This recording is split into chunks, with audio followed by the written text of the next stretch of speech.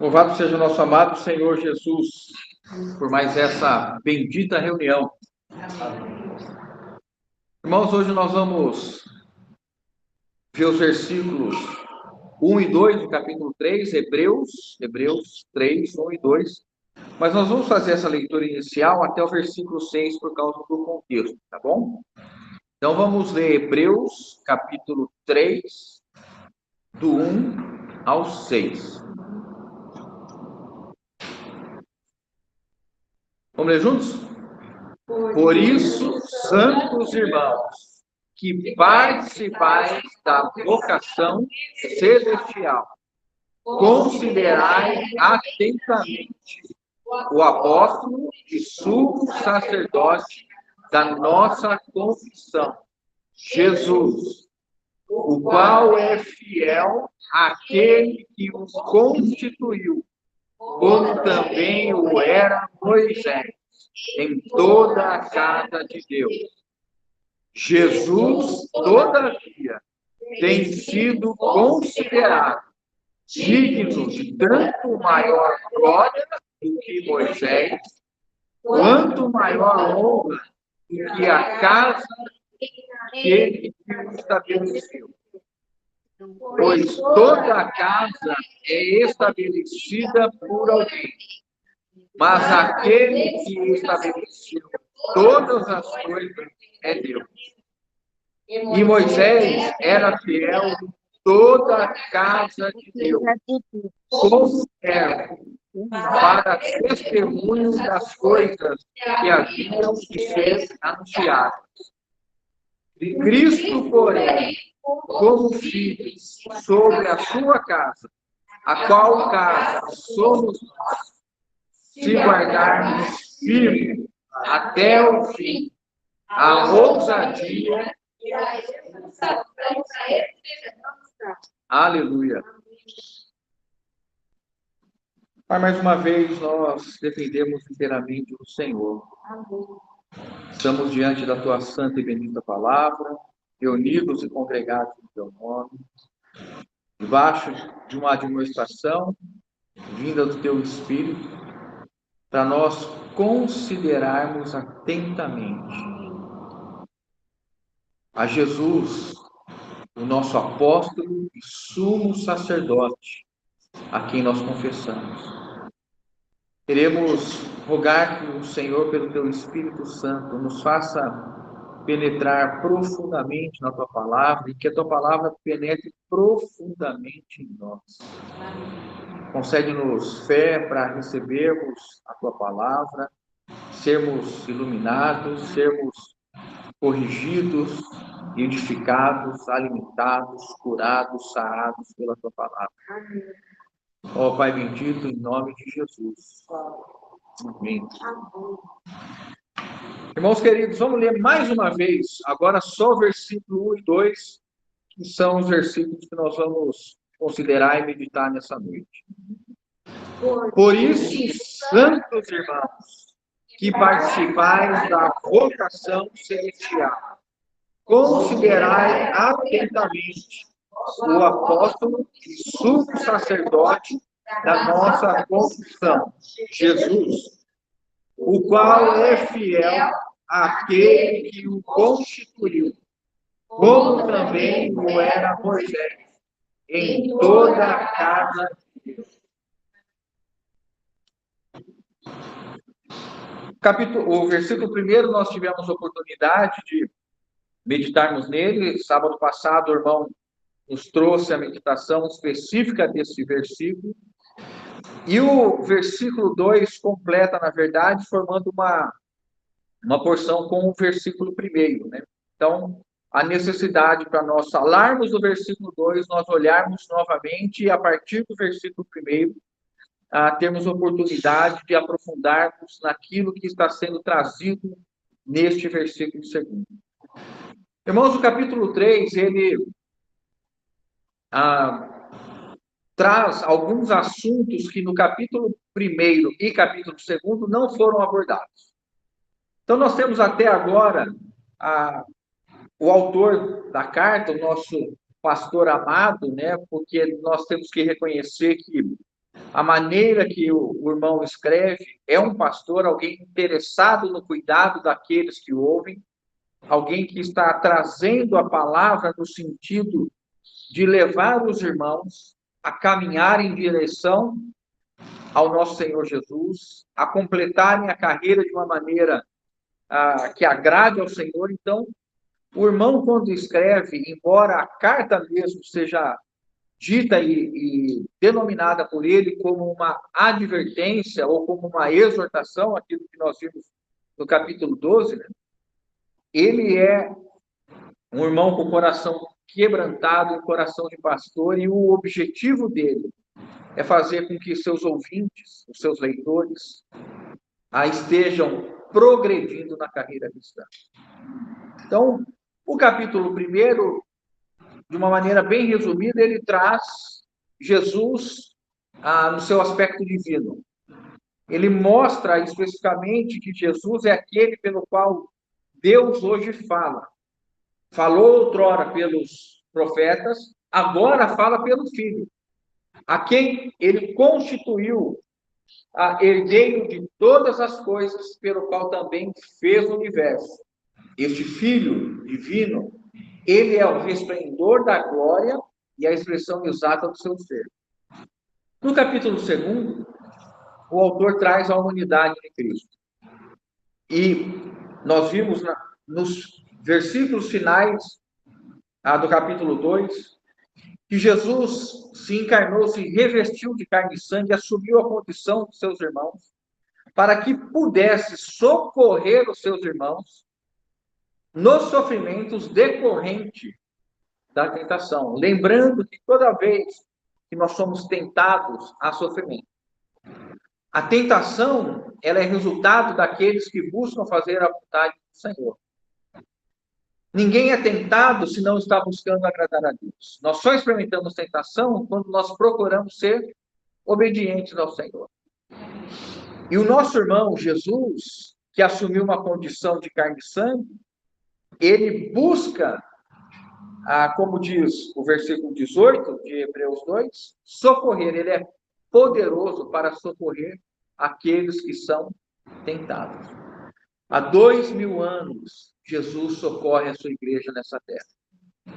Há 2000 anos, os filhos de Deus, aqueles que são descendentes de Abraão, são socorridos por Jesus. E aí ele termina, então, o capítulo 2, neste cenário. Agora, quando ele entra no capítulo 3, ele já vem estabelecendo, irmãos, algo importante para nós compreendermos. Ele vai trazer uma nova advertência neste capítulo 3 e 4. Ele vai falar do perigo da incredulidade e do perigo da desobediência. A primeira advertência, os irmãos se recordam, era a negligência. E o resultado da negligência era desviar. Por isso que ele adverte no capítulo 2, versículo 1, para que nós nos agarremos com mais firmeza às verdades ouvidas. E aqui eu queria fazer uma pergunta para os irmãos, claro que ninguém precisa responder, mas o estudar desse versículo, o que mudou na prática na vida dos irmãos? Ninguém precisa responder. Quando o versículo 2, por esta razão, importa que nos apeguemos com mais firmeza às verdades ouvidas, para que dela jamais nos desviemos, queria perguntar para os irmãos, isso mudou alguma coisa na tua vida? Isso gerou alguma prática diferente? Isso mudou alguma coisa em tua oração? Isso fez você meditar e refletir da maneira que você estava vivendo? Porque da mesma maneira, ele entra no versículo 3, no capítulo 3, trazendo novamente um chamado para uma mudança de postura. Por isso, santos irmãos, que participais da vocação celestial, considerai atentamente o apóstolo e sumo sacerdote da nossa confissão de Jesus. O que nosso irmão, o escritor, ele tem em mente? Nós vimos de uma maneira muito enfática a superioridade de Cristo no que diz respeito aos anjos e naquilo que Deus fez com relação a Jesus. Ele hoje está sentado à destra da majestade. Então, agora, quando ele diz assim, por isso, considerando tudo isso que foi dito, considerando o fato de nós termos sido gerados do mesmo Pai, sermos irmãos de Jesus, termos sido santificados por aquele que nos santifica, que é o nosso santificador. E agora, interiormente, nós não temos somente uma separação exterior, nós não temos somente uma segregação física, mas nós somos agora, pela ação do Espírito Santo, santificados interiormente. Por isso que ele diz assim, olha, diante desse cenário, diante deste quadro que está diante de nós temos considerado Jesus, o apóstolo e sumo sacerdote da nossa confissão. Qual é o clamor que o irmão traz aqui? Primeiro, ele nos coloca diante de um fato muito importante, irmão. Ao longo da Epístola aos Hebreus, o termo, a palavra celestial ou celestiais, é utilizado várias vezes. Por quê? Porque a carta tem um objetivo de fazer com que aqueles que estavam ouvindo entendessem que o chamado de Israel era terreno. A obrigação de Israel era terrena. E as bênçãos de Israel eram terrenas.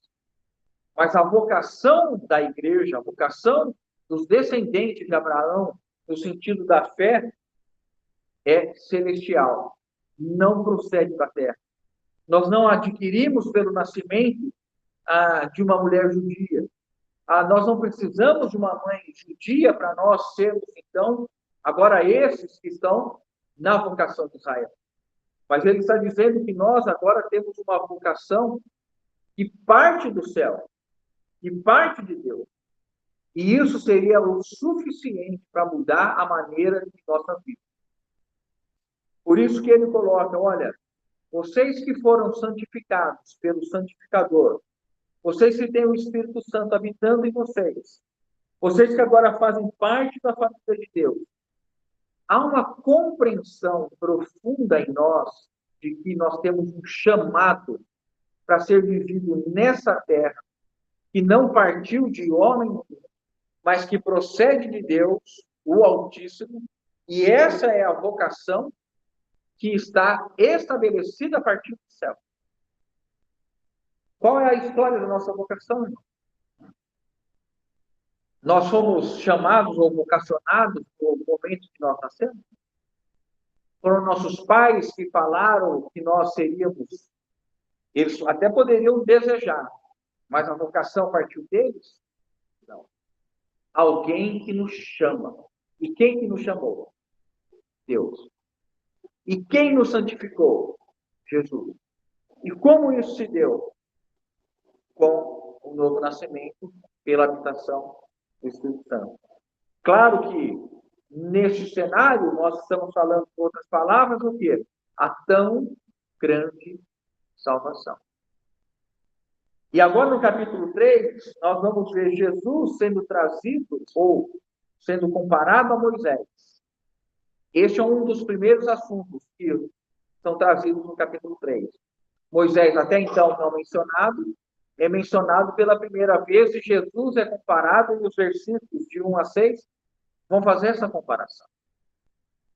Um outro assunto é trazido no capítulo 3, o descanso. Ainda resta um descanso ao povo de Deus. Mas também a advertência daqueles que ouvem a voz do Senhor hoje, não endureçam o coração, se ouvirmos a sua voz. Então, nosso amado irmão, nosso pastor e nosso administrador, o nosso pastor e aquele que está o tempo todo buscando não nos deixar acomodar, porque é uma carreira a ser corrida, ele está agindo dessa maneira.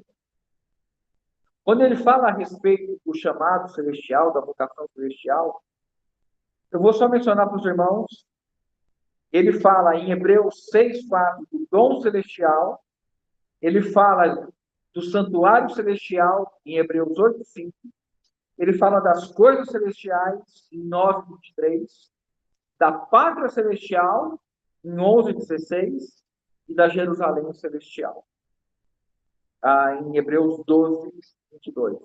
Por que isso, irmão?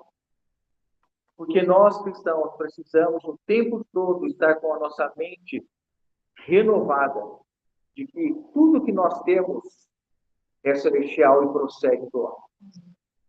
E que o resultado final de nós vivermos hoje, e aquilo que o irmão falou na reunião passada, se nós não vivemos a vocação hoje, não faz sentido algum nós encontrarmos com Cristo como prêmio daqueles que são chamados, da parousia, daqueles que vão ter Cristo como recompensa, porque não viveram a presença do Senhor hoje. E se a presença de Jesus é uma recompensa, como recompensar alguém que não buscou a presença hoje? Não faz sentido. Não há dessa maneira.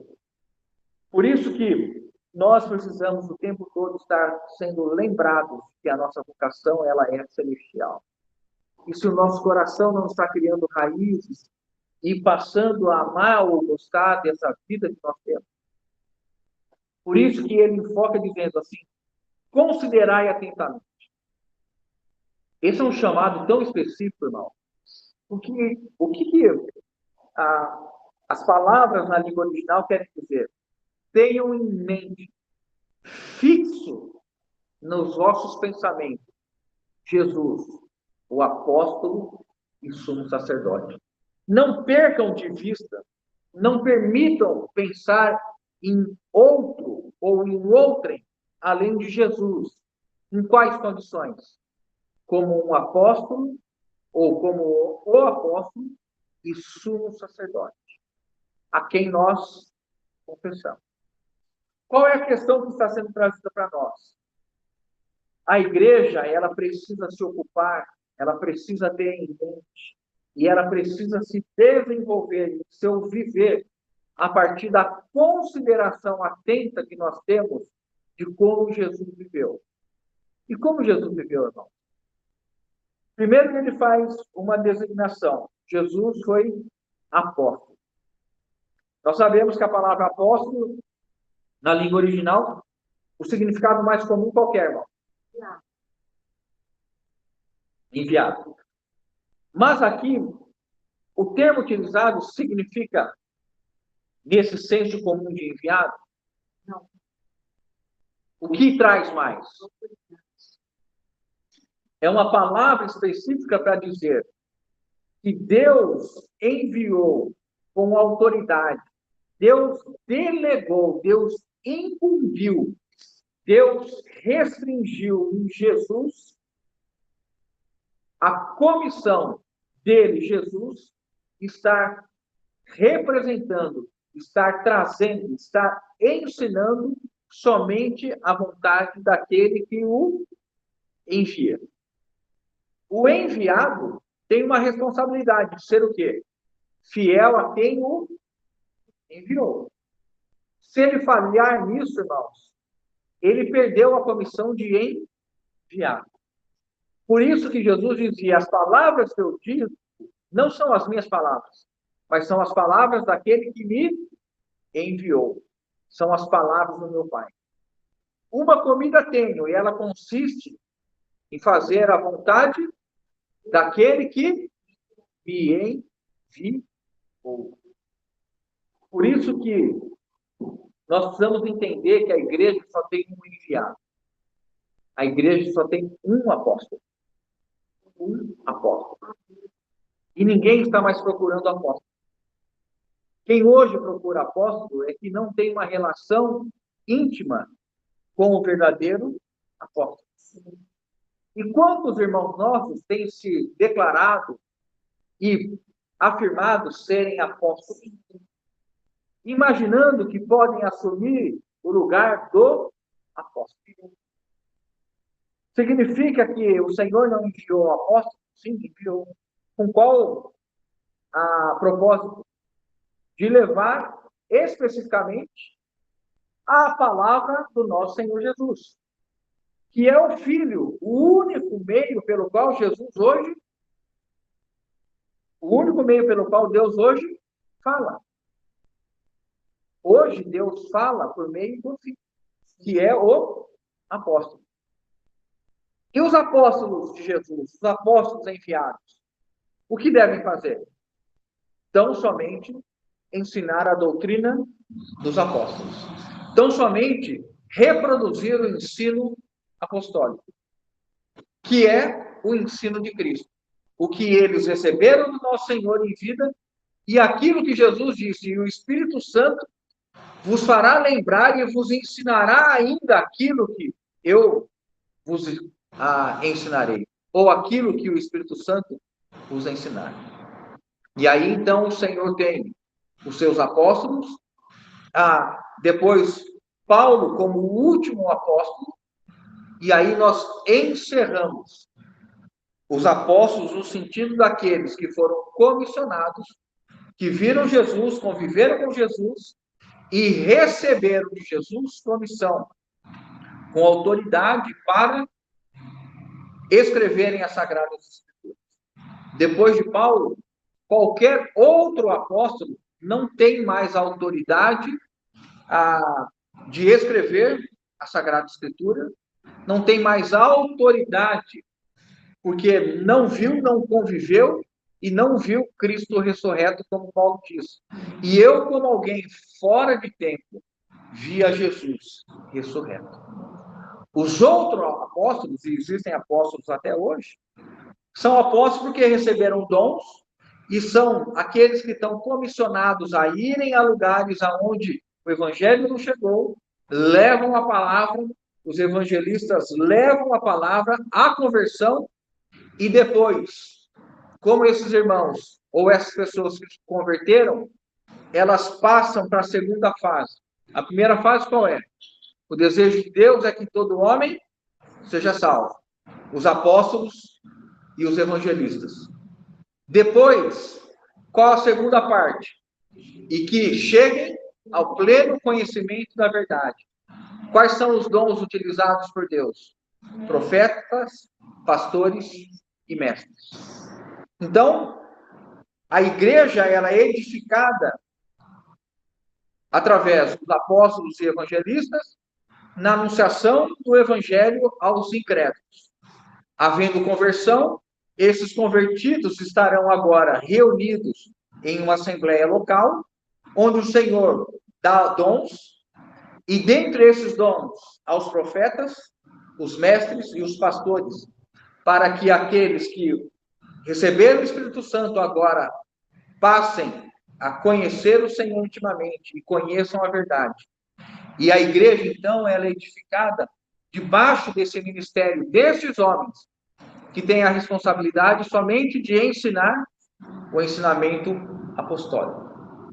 Depois da partida do último apóstolo João, o Senhor vem edificando a sua igreja universal pelas assembleias locais e dando dons nas assembleias locais a todos os irmãos, indistintamente. Todos os irmãos na assembleia recebem dom para produzir edificação naquela assembleia local. Uma assembleia local sendo edificada, o corpo universal de Cristo está sendo edificado. E uma assembleia local, o Senhor levanta irmãos para o serviço de servir aos santos, para que eles desenvolvam o ministério que receberam do Senhor. Uma assembleia local, há anciãos, há presbíteros, há irmãos que têm o dom de mestre, há irmãos que têm o dom de profeta, que fazem com que a palavra de Deus possa ser compreendida, e compreendida todos possam, por meio de seus dons, produzirem, entregando dons uns aos outros, a edificação dessa assembleia. É isso que Deus quer que aconteça conosco. Somente conosco? Não. Com todas as assembleias, biblicamente se reúnam no nome do nosso Senhor e o Espírito Santo possa conduzi-las, tendo Cristo como apóstolo e sumo sacerdote. Então, quando o autor ele diz assim, considerem sempre, diariamente, em todo momento, que vocês têm um apóstolo. E considerem também que vocês têm um sumo sacerdote. Quando ele diz a respeito do apóstolo, ele está trazendo essa ideia da única pessoa autorizada, a única autoridade estabelecida por Deus para agir em nome de Deus. Jesus é a autoridade. Agora, quando ele fala do sumo sacerdote, ele está trazendo, irmãos, o serviço que Jesus realiza em comparação a Arão, que vai ser, não é citado diretamente, mas ao longo da carta aos Hebreus, o sumo sacerdócio, ele é mencionado, o sumo sacerdote é mencionado em referência especificamente a Arão. Como aqui nós estamos falando do apóstolo, no Antigo Testamento, na Antiga Aliança, Deus teve um apóstolo, um enviado de maior destaque? Moisés. Moisés foi enviado por Deus ou não foi? Foi. E foi fiel? É o versículo 2. Foi. Então, Moisés é visto como o enviado da Antiga Aliança. E os judeus tinham isso muito claro. Tanto é que no Novo Testamento, irmãos, o nome de Moisés é mencionado cerca de 85 vezes. Para os judeus, o maior nome dentro da Antiga Aliança é Moisés. Por isso que o autor agora traz Moisés para ser comparado com Jesus. E ele vai dizer, olha, atentem para Jesus, o único hoje autorizado a falar por Deus. Deus fala hoje pelo Filho. Agora, quando se diz respeito ao sacerdote, ou ao sumo sacerdote, ele está fazendo uma referência ao autor de Hebreus a quem? Arão. Implicitamente, porque o nome de Arão não é mencionado, nós vamos ver e falar bastante. Capítulo 5, capítulo 7, capítulo 8, capítulo 10. O sacerdócio é trazido muito. E aí nós temos, então, aqui uma questão importante que eu gostaria de ver com os irmãos. Por que a questão do sumo sacerdócio é trazido pelo autor? Porque essa visão que aos cristãos do primeiro século, especialmente esses que estavam debaixo de perseguição para voltar ao judaísmo, o que eles eram confrontados? Que as práticas e os ritos judaicos, que foram estabelecidos por Deus, não tinham uma correspondência visível na vida cristã. Porque não se encontrava mais o sacerdote. Nós já falamos isso aqui. O sacerdote esteve sempre em todas as religiões. A figura de um ministro que intercede ou que media entre os homens e a divindade era comum nos povos. Essa era a figura desses ministros, desses sacerdotes. O povo judeu tinha uma ordem separada por Deus para mediar. E quando surgiram os sacerdotes? Em que momento Deus estabeleceu os sacerdotes? Quando o povo recebe a lei do Sinai e depois passa a rejeitar Moisés, quando Moisés está no monte, diante de Deus, o povo chama Arão, pede para que seja estabelecido um ídolo, se faz o ídolo, e a partir daquele momento, o povo peca. E a partir daquele instante, surge, então, uma classe chamada para interceder. Deus não lidaria mais diretamente com o povo. Deus não lidaria, a partir daquele instante, diretamente com o povo. Surge a classe dos levitas. Os levitas, da tribo de Levi, seriam essa tribo chamada para o serviço sacerdotal. E dentro da tribo de Levi, somente uma casa agora teria oportunidade de mediar as coisas concernentes a Deus, que seria a casa de Arão. E somente Arão seria o sumo sacerdote. Então vamos ver um pouco do que fala a questão de Jesus ser o sumo sacerdote. Hebreus 5:1 diz assim: porque, se os irmãos quiserem ler, porque todo sumo sacerdote, sendo tomado dentre os homens, é constituído nas coisas concernentes a Deus, a favor dos homens, para oferecer tanto dons como sacrifícios pelos pecados. Então, para que Jesus fosse sumo sacerdote, ele deveria ser um homem. Não poderia ser um sumo sacerdote angelical. Não existe a figura de um sumo sacerdote angelical, porque todo sumo sacerdote, ele é um ser humano. Por isso que Jesus é enfatizado no capítulo 2, ele assumindo carne e sangue. Porque o autor já traria a figura de Jesus como sumo sacerdote. E trouxe, na verdade, no capítulo 2, versículo 17, fala que Jesus se tornou o misericordioso e fiel sumo sacerdote para socorrer aqueles que são tentados. Outro ponto, irmãos, importante. Agora falando especificamente de Jesus como sacerdote. Hebreus 5:10. Tendo sido nomeado por Deus, sumo sacerdote, segundo a ordem de Melquisedeque. Aqui vamos falar rapidamente. Então, o sacerdócio era da casa de Arão e da tribo de Levi. Agora, Jesus não era da tribo de Levi, então Jesus jamais poderia ser sacerdote, muito menos um sumo sacerdote. Jesus é de qual tribo? Da tribo de Judá. E para ser um sumo sacerdote, então ele passa a ser sumo sacerdote da ordem de Melquisedeque, que é mencionado a primeira vez ali em Gênesis, quando ele vai, Abraão sai da guerra e esse rei de Salém, Melquisedeque, ele leva pães e vinhos ali para Abraão. Então Jesus, ele é sumo sacerdote de uma ordem especial, não terrena, não humana, mas celestial.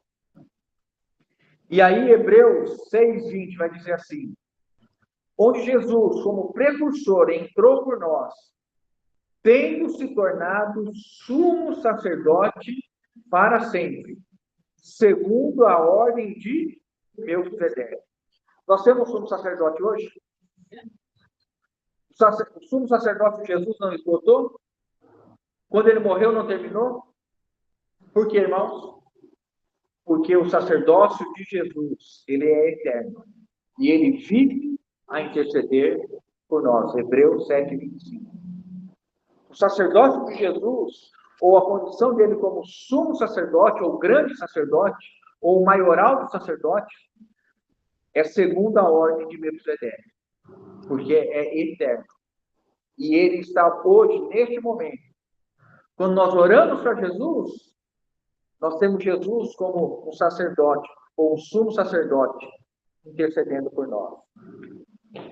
Hebreus 7:26. Com efeito, nos convinha, vamos ver juntos esse? Com efeito, nos convinha um sumo sacerdote como este, santo, inculpável, sem mácula, separado dos pecadores e feito mais alto que os céus. Agora, qual era a obra principal?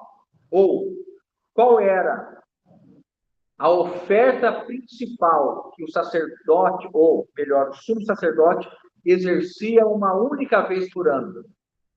A expiação pelos pecados do povo. Quando nós lemos Levítico 16:17, eu vou ler para os irmãos.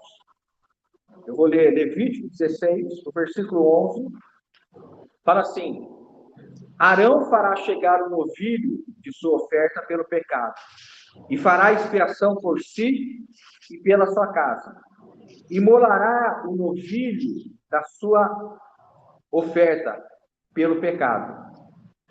Aí o versículo 17 diz assim: Nenhum homem estará na tenda da congregação quando ele, Arão, entrar para fazer propiciação no santuário, até que ele saia depois de feita a expiação por si mesmo, pela sua casa e por toda a congregação de Israel.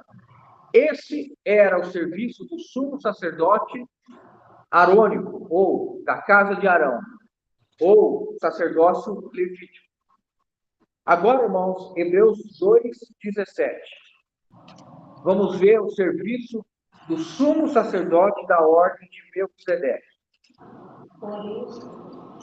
Hebreus 2:17. Por isso, convinha que em todas as coisas se tornasse semelhante aos irmãos, para ser misericordioso e sumo sacerdote nas coisas referentes a Deus, e para fazer propiciação pelos pecados do povo. Arão fazia uma vez por ano expiação pelo povo de Israel. E os outros povos estavam condenados em seus pecados. E Jesus, como sumo sacerdote, a expiação que ele fez, a propiciação que ele fez pelos pecados, foi somente dos israelitas? Foi somente de uma nação específica? Foi por todos os homens. Qualquer homem, qualquer mulher, nascido em qualquer nação, língua, povo, tribo, ele, se crer em Jesus, ele tem a remissão dos pecados. Este é o sumo sacerdote da ordem de Melquisedeque. O sacrifício dele é universal, serve para todos os homens. Não se destina somente aos israelitas, mas a todos, no sentido amplo da fé, daqueles que são filhos de Abraão, ou seja, aqueles que receberam o Espírito Santo quando creram. Quando alguém ouve o Evangelho e se arrepende, irmãos, naquele instante, o sumo sacerdote da ordem de Melquisedeque, o sacrifício que ele realizou, a propiciação que ele fez, atinge aquele homem, e o pecado daquele homem é perdoado. Quem nos perdoou não foi o sumo sacerdote arônico, mas foi o sumo sacerdote da ordem de Melquisedeque. Qual é o nome do nosso sumo sacerdote? Jesus. Ele que fez a propiciação pelos meus pecados e pelo pecado dos irmãos. Por isso que é importante, irmãos, agora nós considerarmos quando no capítulo 3 é dito: por isso, santos irmãos. Por isso, santos irmãos, considerai atentamente o apóstolo e sumo sacerdote, Jesus, a quem nós confessamos. Percebe, irmãos, como é importante nós entendermos o que isso significa na nossa vida? Significa que nós devemos estar o tempo todo e considerar o tempo todo, nos momentos mais difíceis da nossa vida, nos momentos de desânimo, nos momentos de apatia, para nós estarmos reunindo. Nós sabemos o preço que é para estar numa reunião, o preço que é para visitar o irmão, o preço que é para pastorear o irmão, o preço que é para perdoar uma pessoa. Quando nós consideramos o apóstolo e sumo sacerdote que nós confessamos, tudo se torna irrisório, tudo se torna absolutamente irrelevante, porque o que Cristo fez por nós é incomparavelmente maior, superior. O que nós fazemos hoje, irmãos, nós devemos ter em mente aquilo que o nosso apóstolo e sumo sacerdote realizou. Por isso que essa vocação, ela tem como base a tão grande salvação. Olhem para essa vocação. Olhem para esse chamado celestial. Vejam que vocês experimentaram uma tão grande salvação. Moisés não foi capaz de trazer uma tão grande salvação para os israelitas. O que Moisés foi capaz, irmãos? De tirar o povo de Israel. Moisés é o libertador. Mas Moisés pôde salvá-los? Mas Moisés pôde trazer perdão a eles? Moisés sequer conseguiu introduzi-los em Canaã. Quem Deus trouxe para introduzi-los em Canaã? Josué, um tipo de Cristo. Moisés representa a lei. A lei leva o homem como um aio. A lei guarda o homem como um tutor. Moisés guardou Israel para levá-lo a quem? A Josué. Josué, que é o tipo de Cristo. Qual é o fim da lei, irmãos? Cristo. Qual é o fim de Moisés? Cristo. Por isso que Moisés não entra em Canaã. Quem entra em Canaã é Josué, Cristo. Todo o aio, tudo que a lei fez para o homem foi guardado para que ele não se tornasse um ser bestial pela ação do pecado, mas que houvesse um mínimo de cuidado para a sobrevivência e que o mínimo de consciência permitisse que eles temessem a Deus. Mas o fim da lei é Cristo. O fim da lei é Josué. Josué leva o povo para Canaã. E Canaã é uma representação da plenitude de Cristo, das riquezas de Cristo. Então, quando nós olhamos, nós entendemos por que o capítulo 3 começa com esse clamor. Guardem suas mentes, os seus pensamentos, fixamente no apóstolo e sumo sacerdote Jesus, o qual nós confessamos. E aqui, irmãos, rapidamente. O que significa que Jesus é a nossa confissão? O que é uma confissão, senão uma profissão de fé? Hoje, há uma necessidade dos irmãos terem uma declaração, uma profissão de fé, tamanha confusão que se tornou no povo de Deus, no meio do povo de Deus, porque se distanciaram do ensinamento dos apóstolos e perderam o guiar do apóstolo, do Espírito Santo, e muitos irmãos introduziram outras coisas além da palavra de Deus. Há lugares onde a Bíblia não é suficiente para uma reunião cristã. A necessidade de um livro, a necessidade da palavra do líder daquele grupo. E as pessoas se reúnem em torno daquele grupo. Ele é o profeta. Ele é aquele que traz a palavra revelada de Deus. Como se o Espírito Santo não agisse mais e não tivesse sido derramado sobre a igreja. Por isso que, quando nós compreendemos que nós temos o apóstolo e sumo sacerdote que nós confessamos, Jesus, nós temos libertação. Se o Filho vos libertar, verdadeiramente sereis livres. E essa confissão que nós temos é a confissão que nos identifica com Jesus. O que o autor está dizendo? Olha, nós cristãos confessamos quem como nosso apóstolo? Jesus. Quem como nosso sumo sacerdote? Jesus. Quem é aquele que está à destra do Altíssimo? Jesus. Quem hoje governa o mundo? Jesus. A quem eu estou sendo conformado à imagem? Jesus. Quem é o meu Salvador? Jesus. Quem é o meu Redentor? Jesus. Esta é a confissão que nós temos. Por isso que nós não trazemos outro nome. Quando nós mencionamos outros nomes no nosso meio de servos do Senhor, nós fazemos com a necessidade de identificá-los por um contexto, por uma época, para atribuir ao irmão aquilo que o Espírito Santo deu e nós não nos arvorarmos em algo que não foi revelado a nós, mas nós estamos trazendo algo, um ensino de alguém, mas sempre no sentido de que Jesus é o cabeça e todos os outros, nós somos os irmãos. E ele não se envergonha de nos chamarmos irmãos. Versículo 2. Quem é esse Jesus, irmãos? Ou mais uma qualificação dele.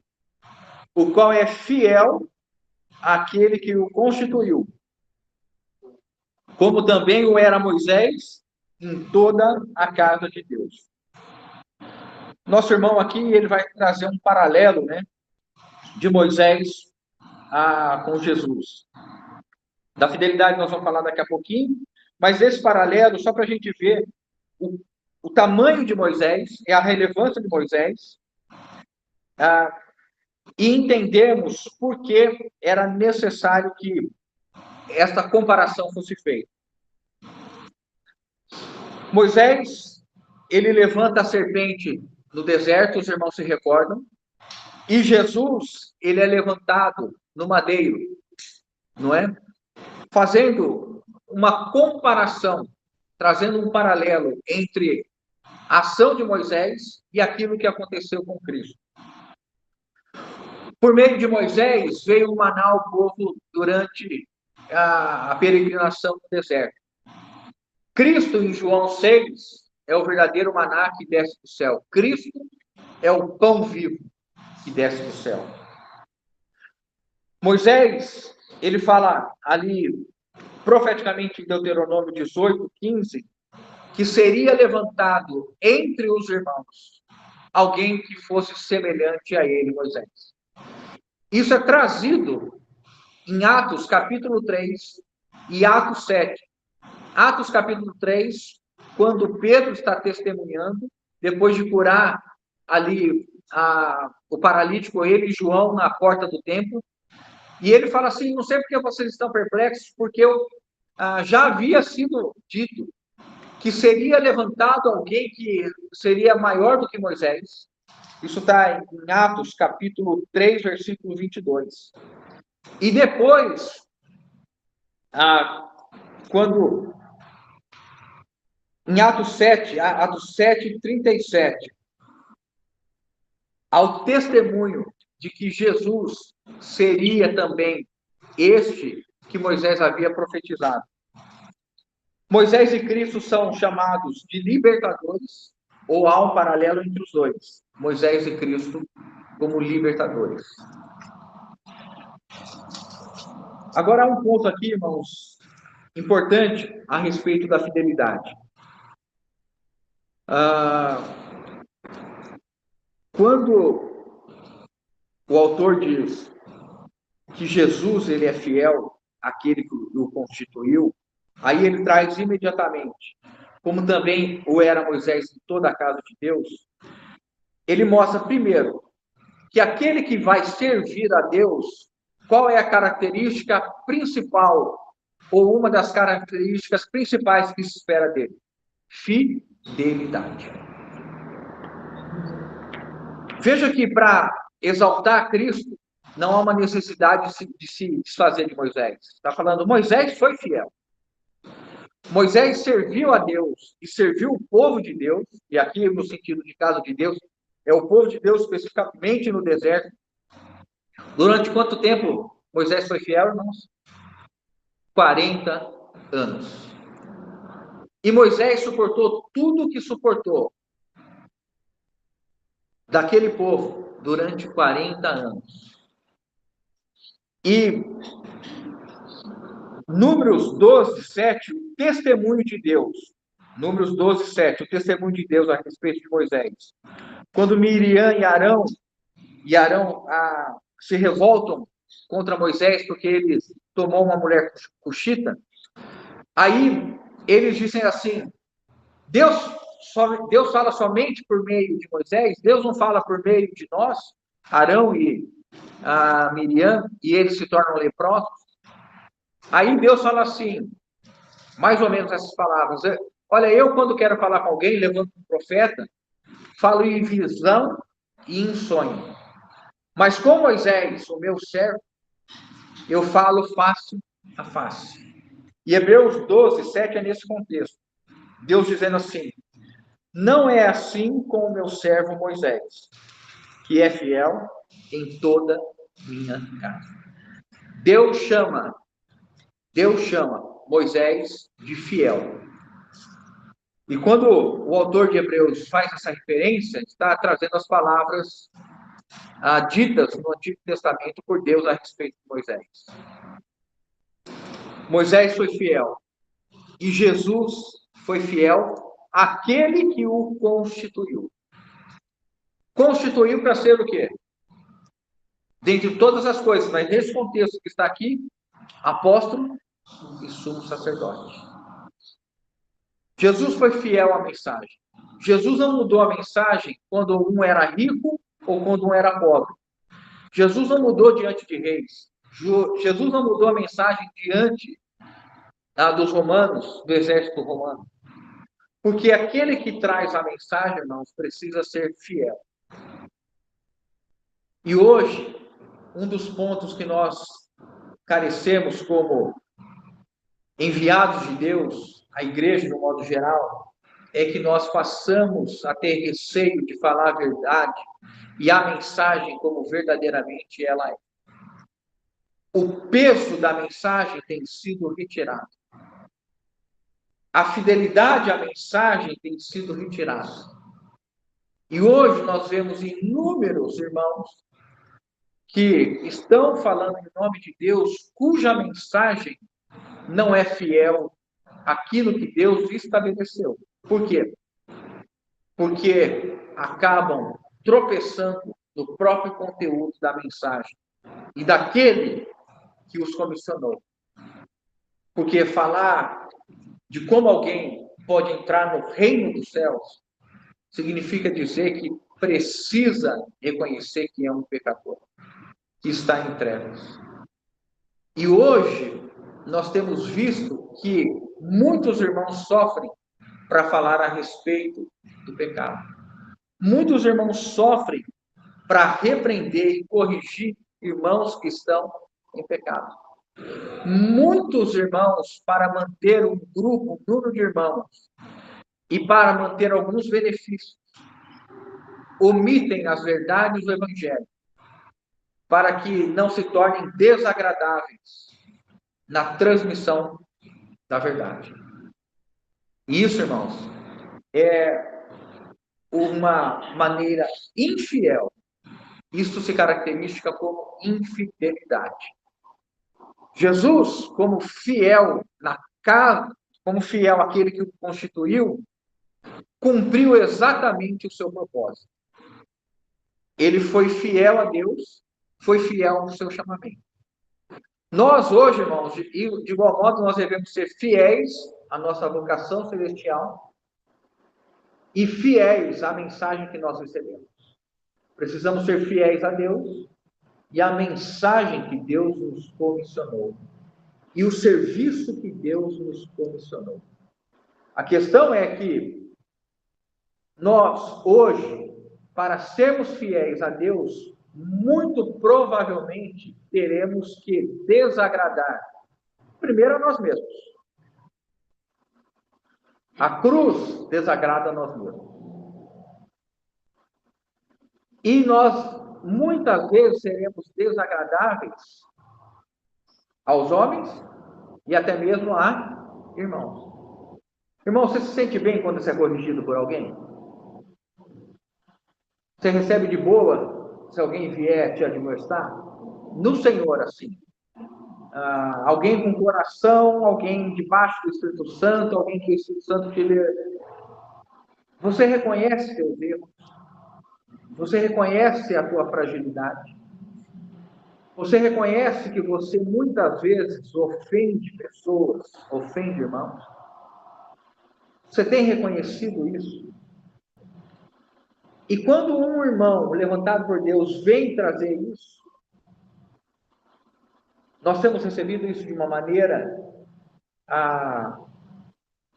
reconhecendo que nós estamos na casa de Deus para sermos conformados à imagem de Cristo.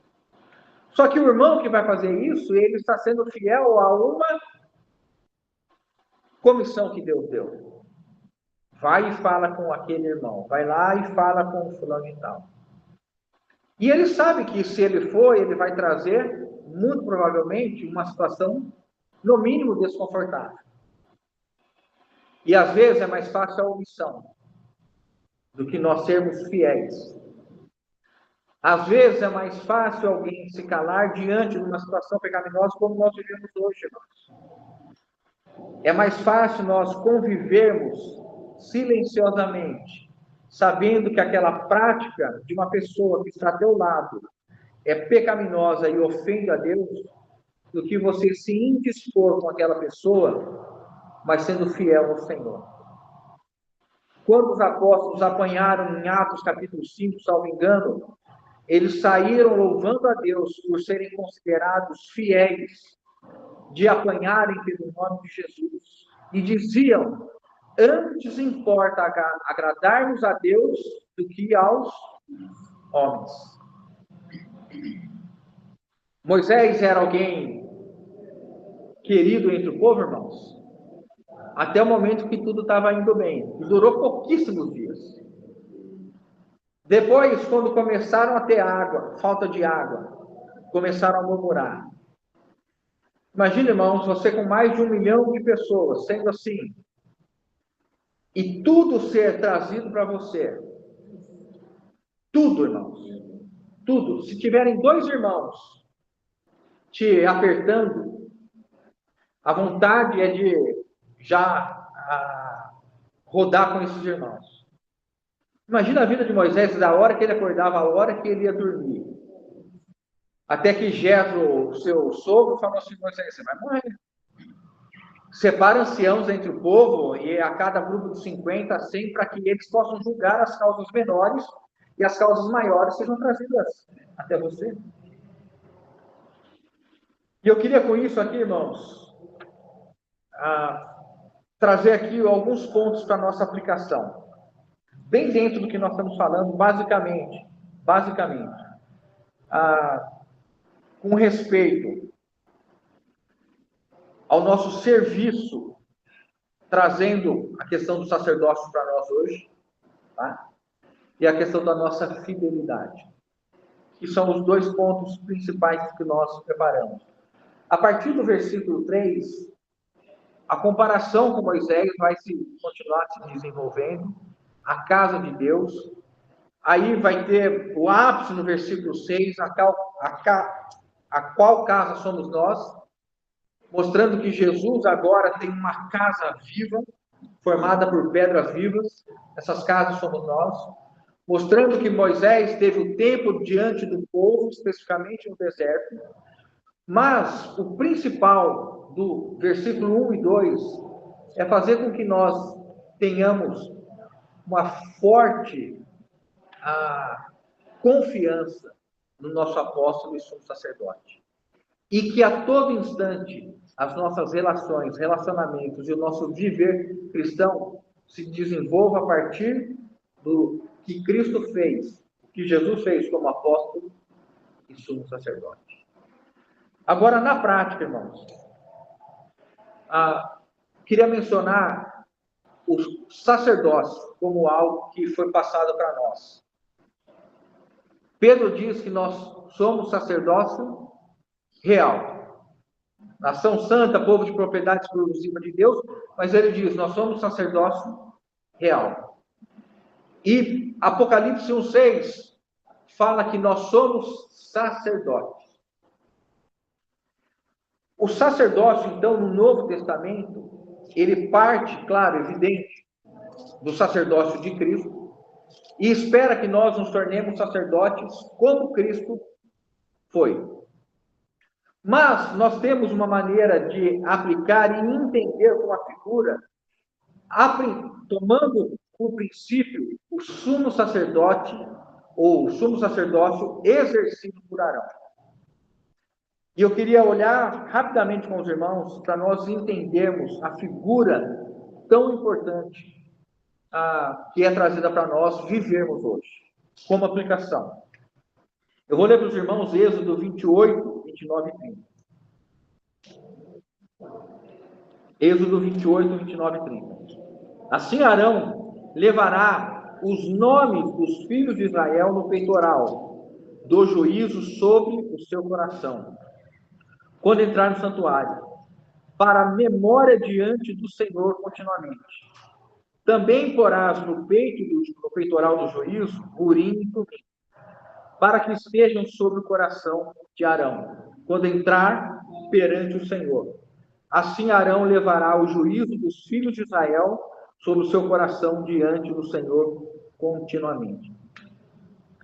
Então, a aplicação que eu quero trazer para os irmãos, para nós, é que o serviço, ou uma das principais atividades do sumo sacerdote, estava concentrada na região do seu peitoral e consistia em 2 atos, basicamente. Ele levava as 12 tribos, o nome das 12 tribos, no peitoral do juízo ou no peitoral da decisão, quando ele entrava para estar diante de Deus. Isso fala muito fortemente conosco, irmão. Muito fortemente conosco. Quando nós trazemos para o Novo Testamento, quem é o nosso sumo sacerdote? Cristo. Onde nós estamos no nosso sumo sacerdote? No seu peito, no seu coração. Quando Jesus, como sumo sacerdote, entra no santuário celeste, ele leva o nome de cada um de nós no seu coração e apresenta o nosso nome diante do Pai. Amém. Por isso que diariamente ele vive a interceder por nós. Porque nós estamos aonde? No coração de Jesus. O nosso sumo sacerdote. O nosso sumo sacerdote. Mas esse nome foi colocado no coração dele quando? Quando nós nos tornamos bonzinhos? Quando nós passamos a fazer tudo certo? Quando nós paramos de ofender o Senhor? Quando nós ainda éramos inimigos e pecadores? O verdadeiro sumo sacerdote carrega o nome daqueles a quem ele tem a responsabilidade no seu coração. E entra na presença de Deus trazendo esses do seu coração. A questão que eu queria aplicar para nós é, hoje, se nós olharmos no nosso coração, quais são os nomes que estão no teu coração hoje?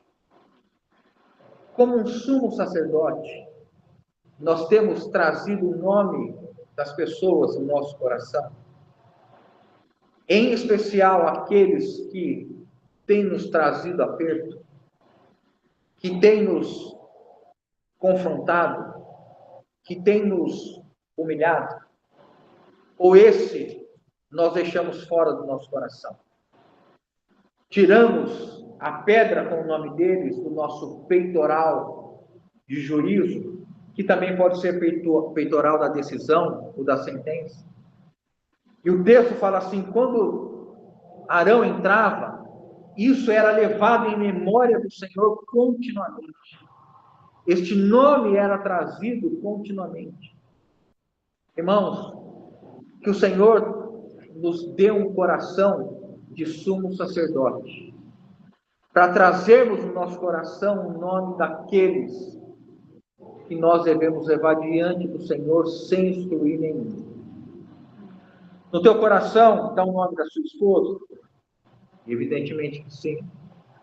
Do teu filho? Evidentemente que sim. Dos irmãos que você gosta? Evidentemente que sim. E dos irmãos do aperto? Dos irmãos da suadeira?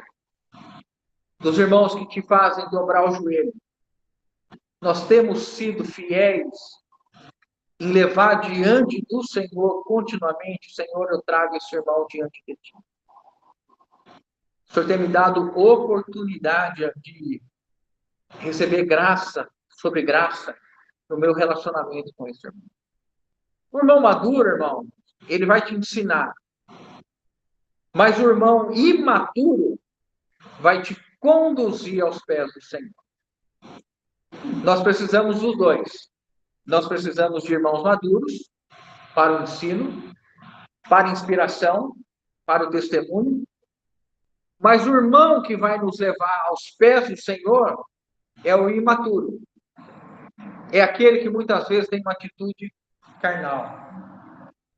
E que você fala assim, Senhor, não é possível que o Senhor não tenha visto isso.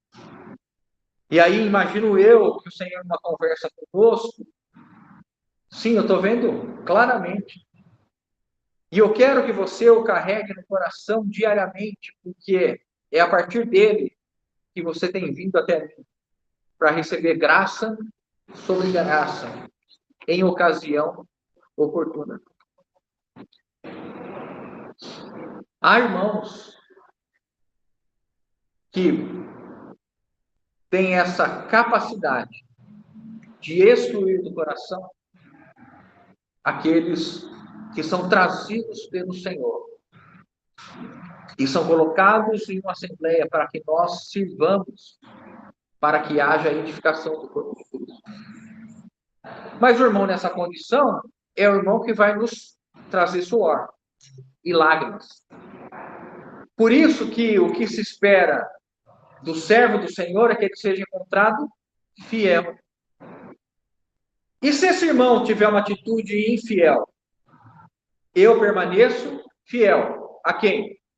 A Jesus, que me vocacionou do céu. E eu sei a quem eu estou servindo. Se nós somos infiéis, Jesus permanece fiel. Porque não pode o quê?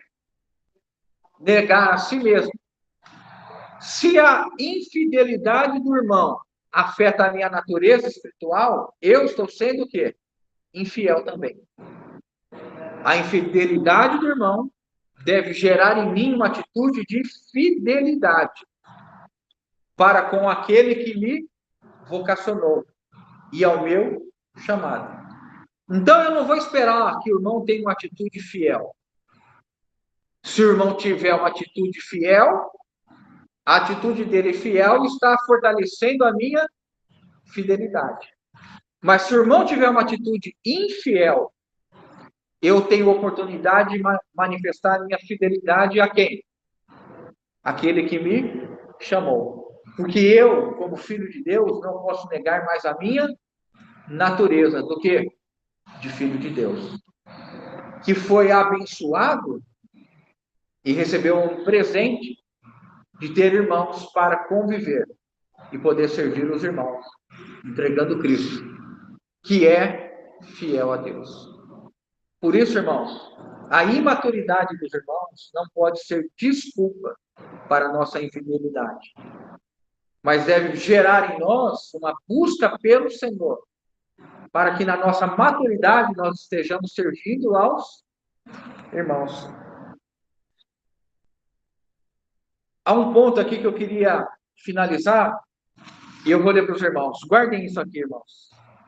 Números 18, 7. Quando Deus, através de Moisés, fala com Arão e com os filhos de Arão, ou seja, fala com o sumo sacerdote e com os sacerdotes. Números 18, 7. Mas tu, Arão, entre aspas, e teus filhos contigo, atendereis ao vosso sacerdócio, em tudo concernente ao altar, e ao que estiver para dentro do véu. Isto é o vosso serviço. Eu vos tenho entregue o vosso sacerdócio.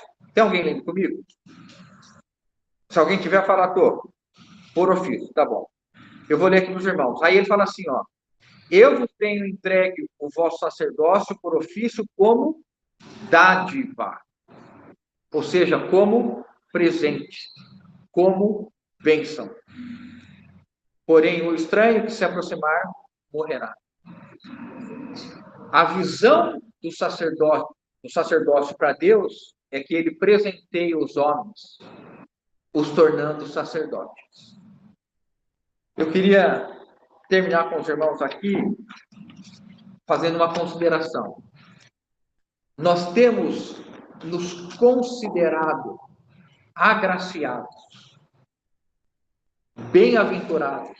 Nós temos considerado que nós recebemos dádiva de Deus por termos nos tornado sacerdotes, por Deus ter nos restringido ao serviço de dentro da sua casa. Deus fala para Arão: Arão, você e teus filhos não farão mais nada. Vocês não terão outras obrigações, vocês não terão outros chamados, vocês não atenderão outras coisas. Vocês serão exclusivamente meus, para carregarem o meu povo no coração. A questão é que hoje a igreja tem selecionado quem ela carrega no coração, porque não entendeu a bênção do sacerdócio do Novo Testamento. E se perdeu na ideia de número e quantidade, mas não na maturidade daqueles que estão na casa de Deus. Em muitos contextos, a casa de Deus está cheia de crianças no parque. Gritaria, algazarra, mas poucos são os contextos em que há irmãos maduros com o sacerdócio, entregando a sua vida e trazendo os irmãos no coração diante do Senhor continuamente, até que esses irmãos alcancem maturidade espiritual. Em outras palavras, até que Cristo seja formado em nós. Louvado seja o Senhor. Decoramos o versículo 1, vamos recitá-lo juntos? Por isso, santos irmãos, participantes da vocação celestial, considerai atentamente o apóstolo e sumo sacerdote da nossa confissão, Jesus. Ganha peso isso, irmãos? Ganha relevo isso? Que as nossas vidas não voltem a ser como eram antes, mas que o nosso considerar seja da maneira que o nosso apóstolo e sumo sacerdote viveu, né? Aleluia.